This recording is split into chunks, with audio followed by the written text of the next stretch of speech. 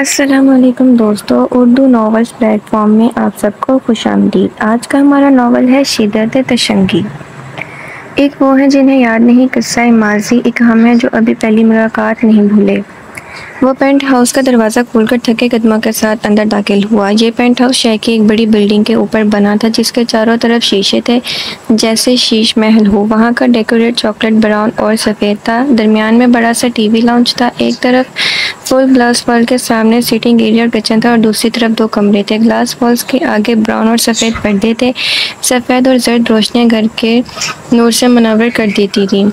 Glass wall में इनका अक्स खूब निखार लाता था, पर वहाँ रहने वाला शख्स हमेशा अंधेरा किए रखता था। लाउंज की एक तरफ से सीढ़ियाँ लहराकर ऊपर की तरफ जाती थी, जिनकी रेकिंग कांच की थी। ऊपर दो कमरे, ओपन जिम और एक कोने में छोटा सा सीटिंग एरिया था। वो एक आलीशान जगह थी जहाँ दरव्यूश और ऐबक के अलावा किसी को कदम रखने की इजाज़त ना थी। ऐबक अपनी निगरानी में यहाँ की सफाई करवाता था और वो बाबा अलग रहते थे। ऑफिस के अलावा इनका कम ही मिलना होता था। आज बाबा ने इसे अपने साथ डिनर करने का कहा था, पर अपने हाल को देखकर वो इनसे मिलने नहीं गया, क्योंकि फिर उन्होंने 100 सवाल करने थे जिसके जवाब में इनके मज़ीद करवाहट फैल जाती। इसलिए उसने कॉल करके ऐबक को कह दिया था कि बाबा को इसके आने का इन्फॉर्म कर दे। आगे बढ़ते उसने हाथ में पकड़ा बैग सोफे पर उछाला, पर पसीने से भीगी शर्ट उतार सीधा अपने कमरे की तरफ बढ़ा। कमरे में दाखिल होकर बटन पर हाथ मारा तो कमरा रोशनियों में नहा गया। इसका कमरा दो हिस्सों में तकसीम था। एक तरफ सीटिंग एरिया था, दरमियान में जाली का पर्दा, और दूसरी तरफ बेडरूम और ड्रेसिंग रूम था। और वो ड्रेसिंग रूम में दाखिल हुआ, हाथ में पकड़ी शर्ट बास्केट में फेंकी, नज़र एकदम शीशे में अपने अक्स पर पड़ी। वो कसरती जिस्म का एक मजबूत शख्स था। स्याह घने बाल, वजीहा चेहरे पर हल्की दाढ़ी और स्याह आंखें। इसकी आंखें पूरी तरह से इटालियन थीं। स्याह पलकों के पीछे छुपी तीखी, दिल में उतर जाने वाली नज़रें और बाई आंख के नीचे छोटा सा तिल इसके बगरूर चेहरे पर खूब जचता था। वो बिला की पुरकशिश सूरत का मालिक था जिसकी वो ज़रा परवाह नहीं करता था।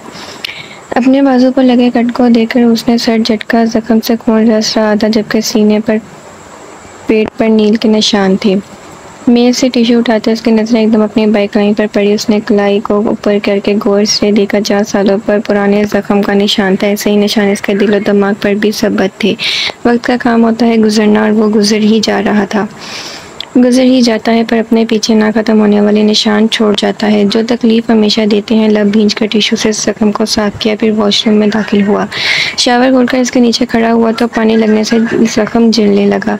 जमा हुआ खून पानी के साथ बहने लगा, पर इसे दर्द महसूस ना हुआ, क्योंकि इस वक्त इसका दिल का दर्द हर दर्द पर हावी था। दिल में अजीब सी आग लगी हुई थी। इस लड़की को देखकर हर पुरानी याद ताज़ा हो गई थी। सालों का सफ़र तय करके वो आज यहाँ खड़ा था, टूटे जिस्म और खाक होते दिल के साथ। चेंज करके वो हॉल में आ गया। ग्लास वॉल के पर्दे वाक़ई तो नज़रों के सामने शहर की रोशनियां जगमगा रही थी। संजीदा चेहरे और स्याह आंखों में गहरी खामोशी थी। वो वहीं खड़ा खला में तकता रहा। जब से वो नज़र आई थी तब से दिलो दिमाग इस लम्हे में अटके थे। उसने जल्दी आंखें बंद करके ग्लास वॉल के साथ सर टेक लिया। इन दीवानी दर्द भरी आंखों के पीछे वो मुस्कुराता चेहरा उभरा। कितने अरसे के बाद वो चेहरा देखने को नसीब हुआ था। वो चेहरा जिससे नफरत थी, वो मुस्कुराता चेहरा, पर वो मुस्कुरा कर कैसे सकती थी। वो तो सालों से नहीं मुस्कुराया था। इसकी ज़िंदगी अज़ाब करके वो अपनी ज़िंदगी सुकून से जी रही थी। क्यों वो बेचैन था? वो लड़की चैन से कैसे रह सकती थी? और अगर वो चैन से थी तो फिर इस दीवाने के वजूद में इतनी बेचैनी क्यों थी? इसे क्यों सुकून मैसर नहीं था? वो खुद से सवाल कर रहा था अपना, और इस लड़की का मुआवजा कर रहा था। पर कोई बताता इस दीवाने को कि इस चैन आता भी तो कैसे कि इश्क सिर्फ इसने किया था एक जालिम लड़की से, जो सालों पहले इसके दिल का खून करके बगैर बताई मंजिल से गायब हो गई थी। एक अरसे से वो भटक रहा था। हर पल इसकी प्यासी आंखें इस लड़की को तलाश करती थी। हर चेहरे में वो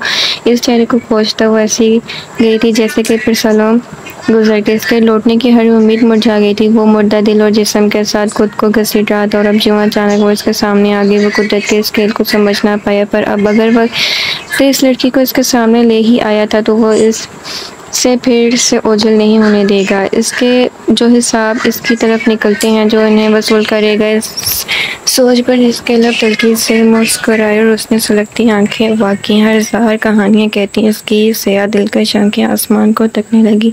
उसने इस लड़की के लिए क्या क्या सोचा था वो इस वक्त इससे क्या करवाने वाला था। उसने अपनी जेब से सिगरेट निकाल कर जलाया। सिगरेट के साथ साथ वो भी जल रहा था। ये जलन सालों से इसका नसीब थी, पर ये अब जलन इसके साथ वो भी महसूस करेगी। उसने एक लंबा सा कस लिया सी आंखों में, पर सोच तासुर उतर। वो अकेला इस आग में नहीं जलेगा।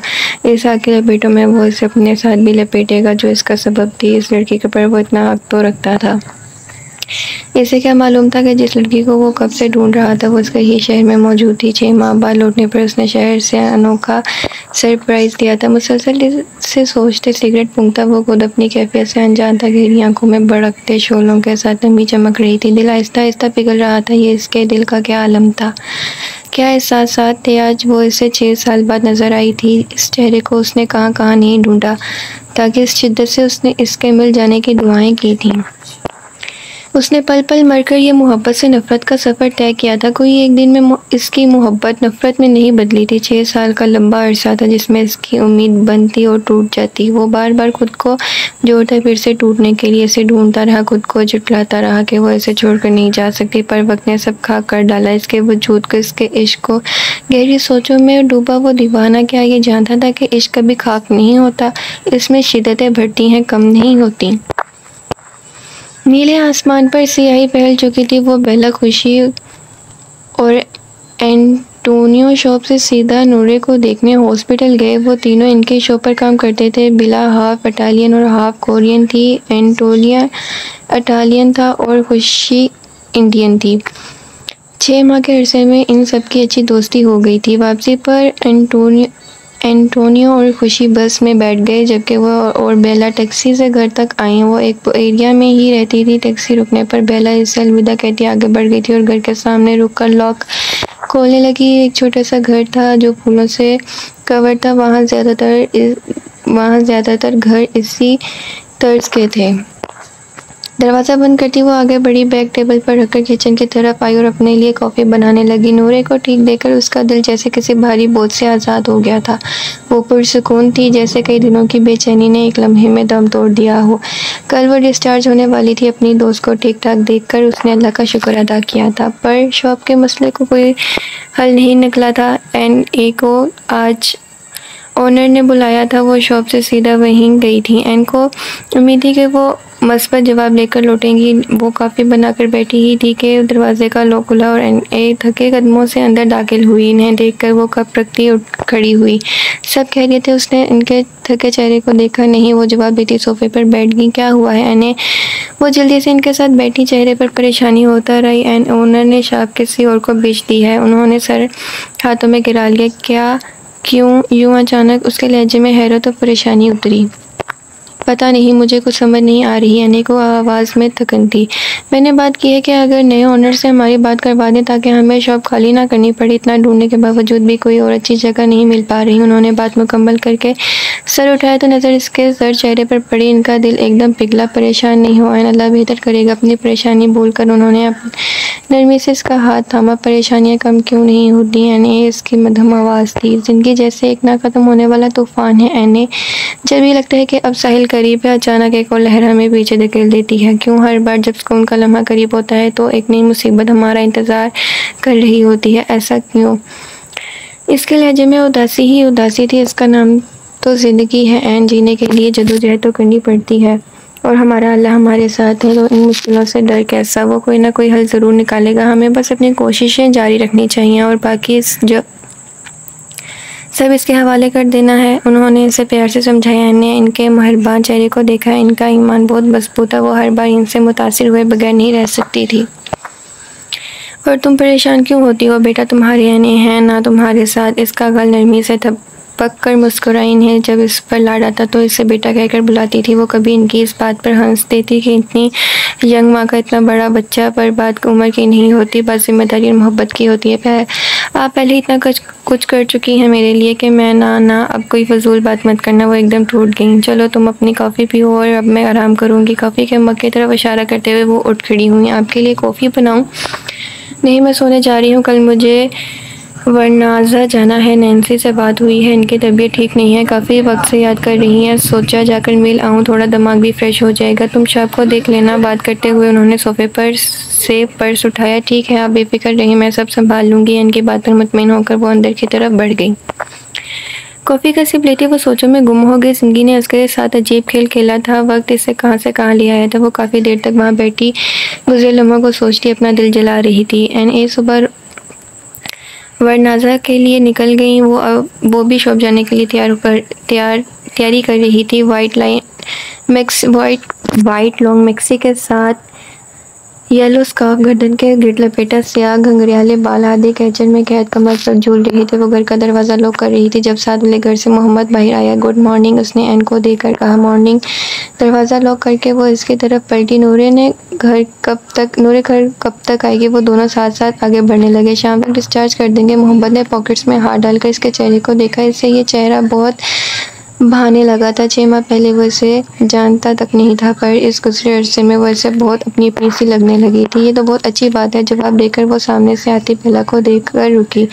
ओके मोहम्मद, बेला आ गई है, नूरे को मेरा सलाम दीजिएगा। इसकी बात पर मोहम्मद ने सर हिलाया। वो बेला की तरफ बढ़ने लगी। मोहम्मद की नज़रों ने दूर तक इसका पीछा किया, जबकि दूर गाड़ी में बैठा कोई इन्हें काफ़ी वक्त से देख रहा था। हाथ सख्ती से स्टीयरिंग व्हील पर जमे थे। चेहरा संजीदा और आंखों से खून छलक रहा था। इसे देखने के बाद दारियुश को एक पल कहीं चैन नहीं था। उसने ऐबक से कहकर इसकी सारी इन्फॉर्मेशन निकलवाई। उस शहर में मौजूद थी तो दारियुश के लिए इसका पता जाना ज़्यादा मुश्किल न था। उसने ऐबक को इसकी एक एक बात पता करने को कहा। ऐबक को जितना मालूम हुआ कि वो कहाँ और किसके साथ रहती है, क्या करती है, कब से यहाँ पर है, उसने सबको दारियुश को बता दिया। दारियुश बेचैनी से इससे मिलने का इंतजार कर रहा था। बस कुछ लम्हों में वो 2 दिनों में आमने सामने होंगे। सालों बाद वक्त उन्हें इस तरह मिलाएगा, ये इन दोनों ने नहीं सोचा था। वो लोग बस से उतरकर शॉप की तरफ बढ़े। बाहर का मौसम शुरू हो चुका था। आज शॉप पर बाहर के स्पेशल फ्लावर्स आने वाले थे।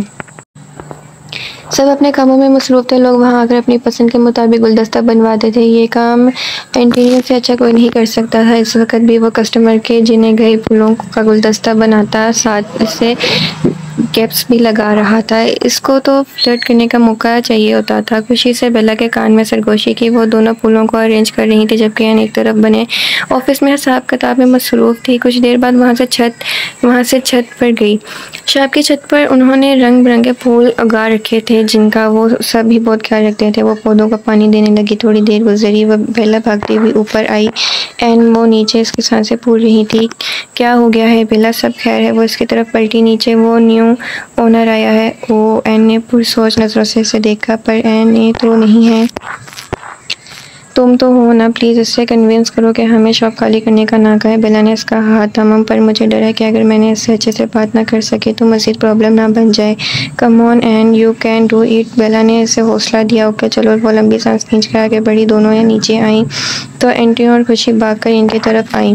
वो ऑफिस में है। एंटोनियो ने ऑफिस की तरफ इशारा किया। जाओ जल्दी, गुड लक, बेला ने खुश पुरजोश अंदाज में कहा।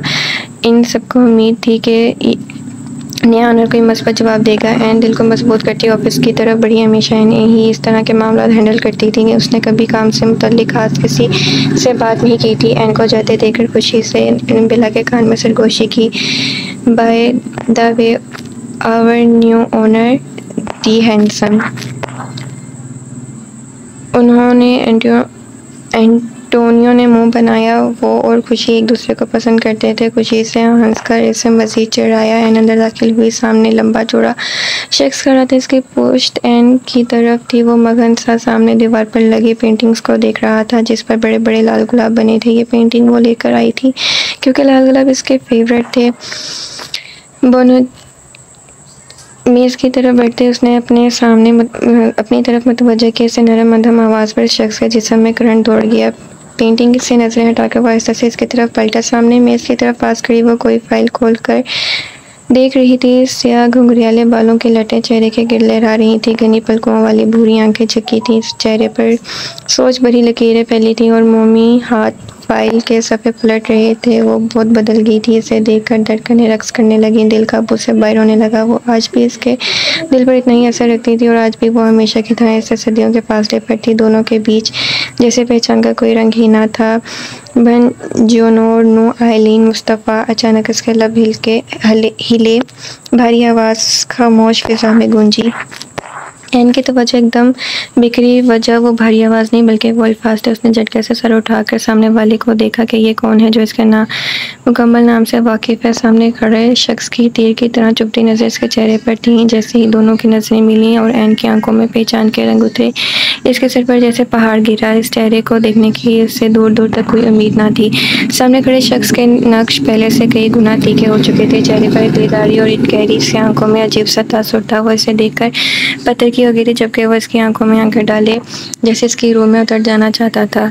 शॉक्ड उसकी भारी गहरी आवाज़ में एक अजीब सा तंज और डर छुपा था। जैसे वो जानता था कि उसकी मौजूदगी इनके दिल पर गहरी जब लगाएगी। जिसके चेहरे पर मुस्कुराहट थी लेकिन आंखों में एक तूफान छुपा हुआ था, जैसे वो बरसों की तलखियों का हिसाब लेने आया हो। खैर बताओ तुम कैसी हो? फिर अचानक दोस्ताना लहजे में कहता आहिस्ता से इसकी तरफ बढ़ने लगा। कितने वक्त बाद उसने यानी के अलावा वो किसी और शख्स के मुंह से उर्दू सुनी थी। वो शख्स जिसका सामना करने का उसने सोचा ना था। इसकी शख्सियत, इसका लहजा, बात करने का अंदाज, सब कुछ बिल्कुल बदल चुका था। इसे पास आते देखकर वो खुद को काबू करने की कोशिश करने लगी। अपने तेजी से धड़कते दिल को संभालने लगी। आखिर उसने लंबी सांसें भरी, आंखें बंद करके खोली तो दिलो दिमाग कुछ काबू में थे। सब कुछ इसकी तरफ बढ़ते शख्स की नजरों से छुपा नहीं था। वो इसकी एक एक हरकत को नोट कर रहा था। उसने सर उठाकर देखा। वो बिल्कुल इसके सामने आ रुका। लंबा चौड़ा वजूद जैसे इस पर हावी हो रहा था। मेरी बात का जवाब नहीं दिया। तपिश भरी नजरें इसकी आंखों में तक रही थी। आई एम गुड, मुठ्ठियां बीचकर नॉर्मल अंदाज में कहा। But I am not. अचानक से आंखों में जहर उतरा। वो जैसे से जलाकर राख कर देना चाहता था। वो इसे देखकर इतनी पुरसुकून कैसे हो सकती है? इसे जैसे कुछ हुआ ही ना हो, जैसे इसे अपने सामने देखकर कोई फर्क ही ना पड़ा हो। बैठे उसने प्रोफेशनल अंदाज में सोफे की तरफ इशारा किया। वो अब खुद को मुकम्मल तौर पर संभाल चुकी थी। इसकी कहर भरी नजरों को इग्नोर करती कुर्सी की तरफ बढ़ने लगी। जब उसने झटके से इसका बाजू अपनी गिरफ्त में लिया। मुझे देखकर तुम्हें जरा भी शर्मिंदगी महसूस नहीं हो रही? वो लफ्ज़ों को छुपा रहा था। तेज भरी आंखें इसके चेहरे पर गाड़ रखी थी। इसकी आंखों में जलते तासुरात देखकर एन का दिल एक पल के लिए डूबा। फिर मजबूती से इसकी आंखों में आंखें डाली। किस बात की शर्मिंदगी? क्या क्या है? मैंने सीधी अंदाज में आईब्रो उठाकर पूछा। तुमने क्या किया है ये तुम मुझसे पूछ रही हो? बाजू पर गिरफ्त मजीद मजबूत की। वो दर्द के बावजूद ढेर बनी खड़ी रही। जिस काम के लिए आई हो वो करो। उसने दूसरे हाथ से अपना बाजू छुड़वाने की कोशिश की। वही कर रहा हूँ। लहजा तंजिया था। एन ने इसके ज़िद्दी अंदाज को देखा। सियाह आंखें एन की आंखों से हट ही नहीं रही थी। नजरें झुकाकर इसके मजबूत हाथ की गिरफ्त में अपने बाजू को देखा। फिर इसकी तरफ देखकर सुकून से बोली। बैठकर बात करें। उसके कहने पर जाने क्यों वो कुछ पल इसे देखता रहा। फिर आहिस्ता से इसका बाजू आज़ाद कर लिया। वो अपना बाजू मसल की टेबल के पीछे रखी कुर्सी पर बैठो इससे सामने बैठने का इशारा किया। वो तने चेहरे के साथ कुर्सी पर बैठ के गहरी राज आंखें एन पर से हटने का नाम नहीं ले रही थी। वह बगैर कुछ बोले इसे देखता रहा तो एन को खुद बोलना पड़ा।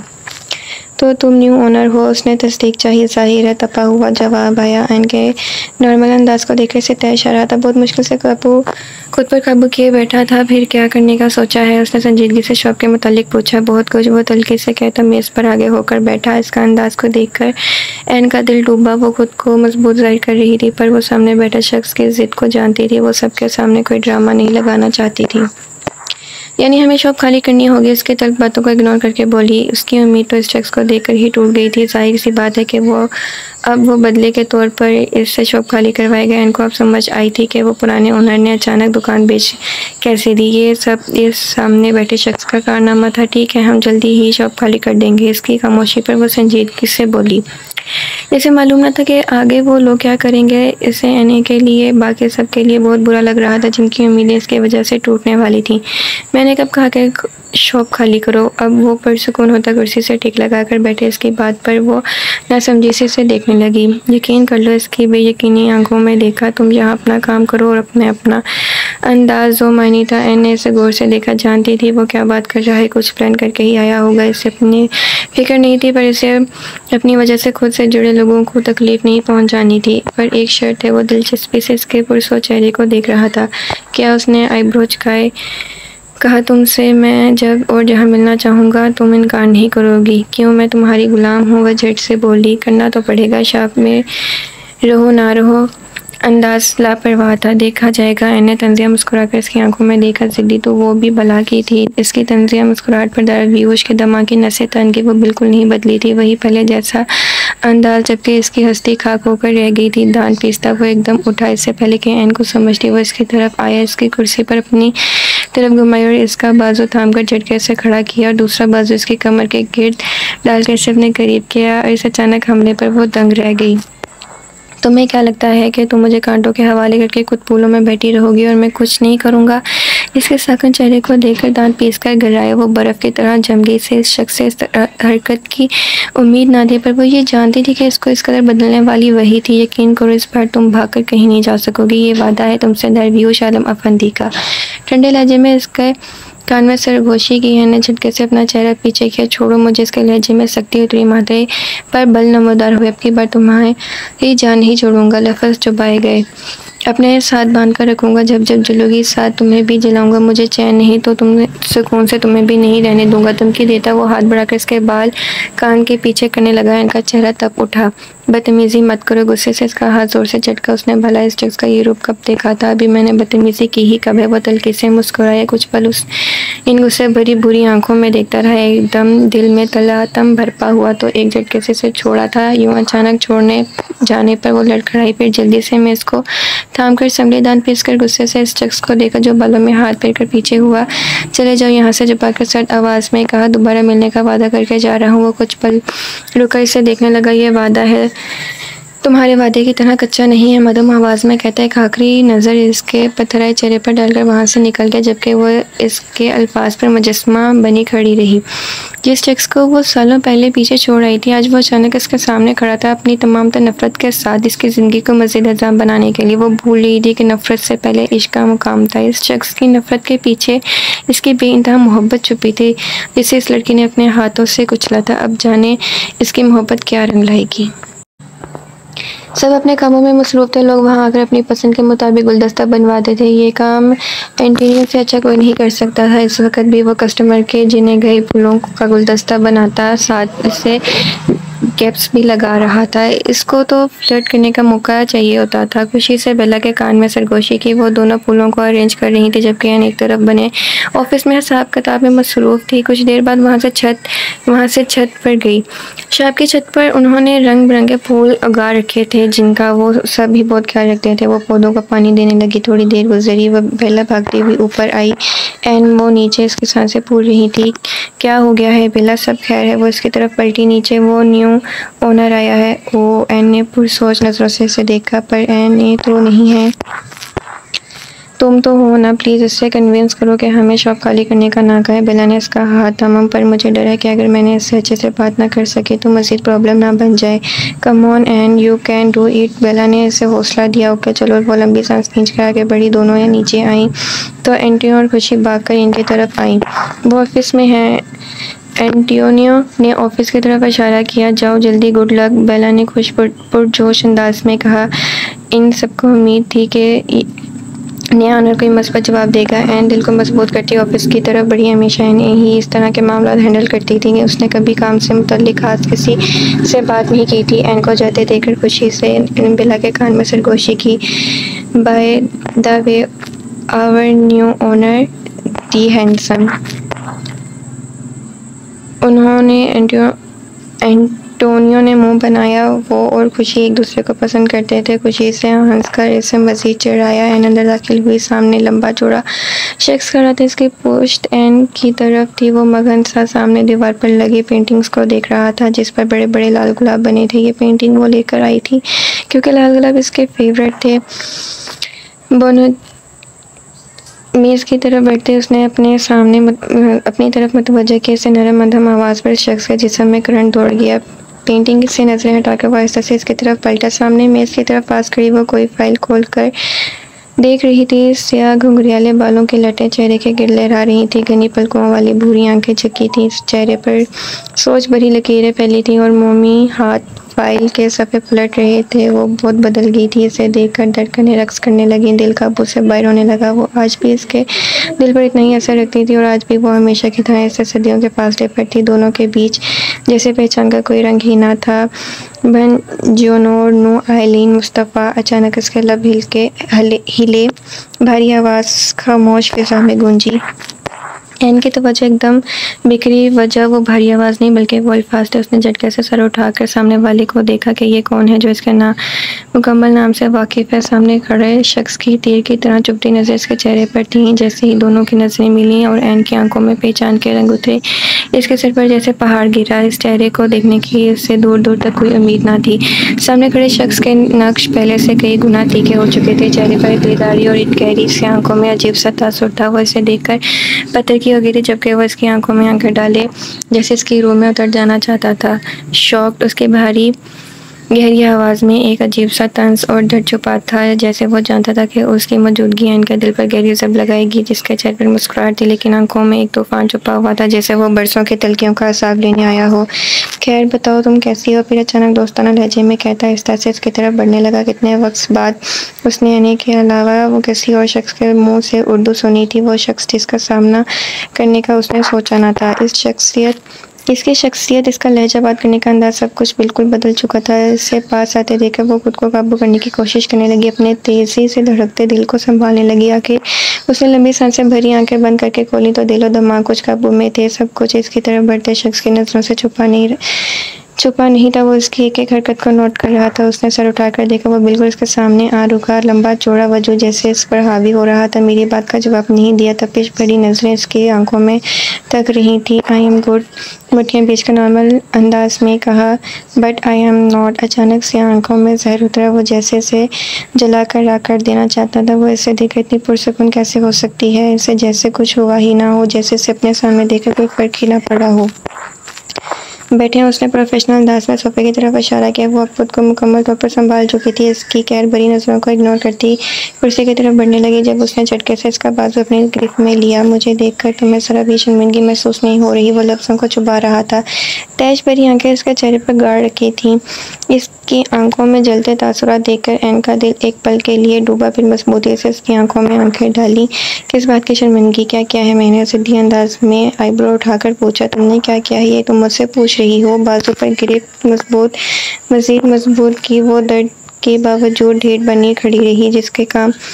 जिस काम के लिए आई हो वो करो। उसने दूसरे हाथ से अपना बाजू छुड़वाने की कोशिश की। वही कर रहा हूँ। लहजा तंजिया था। एन ने इसके ज़िद्दी अंदाज को देखा। सियाह आंखें एन की आंखों से हट ही नहीं रही थी। नजरें झुकाकर इसके मजबूत हाथ की गिरफ्त में अपने बाजू को देखा। फिर इसकी तरफ देखकर सुकून से बोली, बैठकर बात करें। उसके कहने पर जाने क्यों वो कुछ पल इसे देखता रहा। फिर आहिस्ता से इसका बाजू आज़ाद कर दिया। वो अपना बाजू मसलती टेबल के पीछे रखी कुर्सी पर बैठो इससे सामने बैठने का इशारा किया। वो तने चेहरे के साथ कुर्सी पर बैठ के गहरी राज आंखें एन पर से हटने का नाम नहीं ले रही थी। वह बगैर कुछ बोले से देखता रहा तो एन को खुद बोलना पड़ा।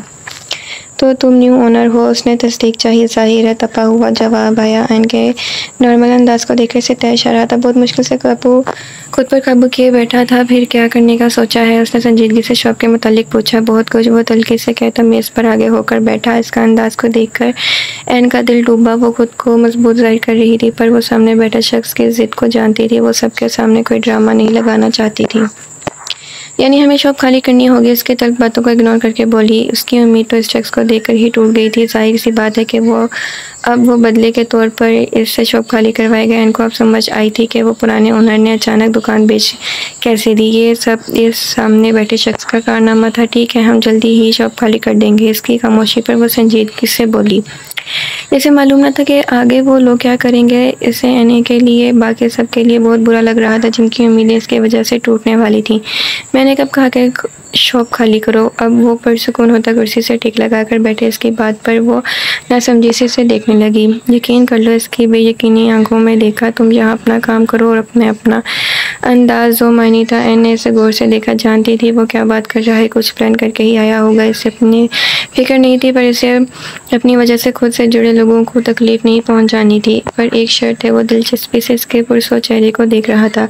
क्या उसने आईब्रो झुकाए कहा तुमसे मैं जब और जहाँ मिलना चाहूँगा तुम इनकार नहीं करोगी। क्यों मैं तुम्हारी गुलाम हूँ, वह झट से बोली। करना तो पड़ेगा, शाप में रहो ना रहो।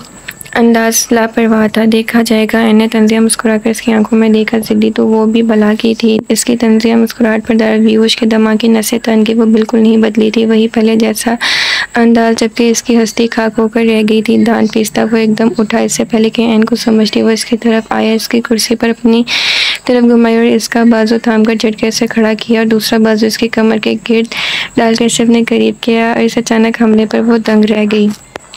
तुम्हें क्या लगता है कि तुम मुझे कांटों के हवाले करके कुछ फूलों में बैठी रहोगी और मैं कुछ नहीं करूँगा? इसके साकन चेहरे को देखकर दांत पीसकर गिराया। वो बर्फ़ की तरह जम गई। से इस शख्स से इस हरकत की उम्मीद ना थी, पर वो ये जानती थी कि इसको इस कदर बदलने वाली वही थी। यकीन करो, इस बार तुम भागकर कहीं नहीं जा सकोगी। ये वादा है तुमसे। दरवेश आलम अफंदी का ठंडे लहजे में इसके कान में सरगोशी की है ने झटके से अपना चेहरा पीछे किया। छोड़ो मुझे। इसके लहजे में सख्ती उतरी। माथे पर बल नमोदार हुए। अब की बार तुम्हारी जान नहीं छोड़ूंगा। लफ्ज़ चुपाए गए। अपने साथ बांध कर रखूंगा। जब जब जलोगी साथ तुम्हें भी जलाऊंगा। मुझे चैन नहीं तो तुम सुकून से तुम्हें भी नहीं रहने दूंगा। धमकी देता वो हाथ बढ़ाकर इसके बाल कान के पीछे करने लगा। इनका चेहरा तब उठा। बदतमीजी मत करो। गुस्से से इसका हाथ जोर से झटका। उसने भला इस शख्स का ये रूप कब देखा था? अभी मैंने बदतमीजी की ही कब है? वो तल्खी से मुस्कुराया। कुछ पल उस इन गुस्से भरी बुरी आंखों में देखता रहा। एकदम दिल में तलातम भरपा हुआ तो एक झटके से इसे छोड़ा था। यूं अचानक छोड़ने जाने पर वो लड़खड़ाई। फिर जल्दी से मैं इसको थाम कर संभले। दांत पीसकर गुस्से से इस शख्स को देखा जो बालों में हाथ फेर कर पीछे हुआ। चले जाओ यहाँ से, छुपाकर सर्द आवाज़ में कहा। दोबारा मिलने का वादा करके जा रहा हूँ। वो कुछ पल रुका इसे देखने लगा। ये वादा है तुम्हारे वादे की तरह कच्चा नहीं है, मधुम आवाज़ में कहता है। एक आखिरी नज़र इसके पथराए चेहरे पर डालकर वहाँ से निकल गया, जबकि वो इसके अल्फाज पर मुजस्मा बनी खड़ी रही। जिस शख्स को वो सालों पहले पीछे छोड़ आई थी, आज वो अचानक इसके सामने खड़ा था, अपनी तमाम नफरत के साथ। इसकी ज़िंदगी को मज़ीद अजाम बनाने के लिए वो भूल रही थी कि नफरत से पहले इश्क का मुकाम था। इस शख्स की नफरत के पीछे इसकी बेइंतहा मोहब्बत छुपी थी, जिसे इस लड़की ने अपने हाथों से कुचला था। अब जाने इसकी मोहब्बत क्या रंग लाएगी। Subscribe to my channel.